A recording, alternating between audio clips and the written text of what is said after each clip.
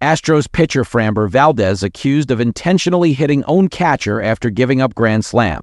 Houston Astros starting pitcher Framber Valdez struggled in the team's 7-1 loss to the New York Yankees on Tuesday and appeared to air his frustrations at his own catcher, César Salazar. The Yankees led 2-0 in the fifth inning with the bases loaded and 2 outs. Yankees center fielder Trent Grisham was batting and ahead in the count 1-0. The pitch clock was winding down on Valdez, and Salazar motioned with his hands for Valdez to step off the mound and use a timeout. Valdez ignored Salazar and delivered the pitch barely ahead of the pitch clock expiring. Grisham swatted Valdez's 96-mile-per-hour sinker into the left field seats for a grand slam to make it a 6-0 game. In the next at-bat, Yankees shortstop Anthony Volpe came up, and it was then that Valdez seemed to express his displeasure with Salazar.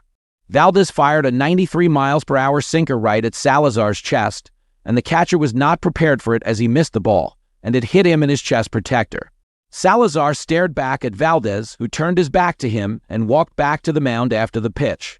Salazar took his mask off and walked a couple of steps towards the pitcher's mound before he threw the ball back to Valdez. Former pitcher and athletics broadcaster Dallas Braden tweeted a video of the incident on X and said it was 100% intentional and called it absolute trash behavior. Valdez was asked after the game if it was intentional.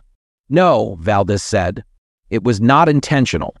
The 31-year-old said he and Salazar got crossed up.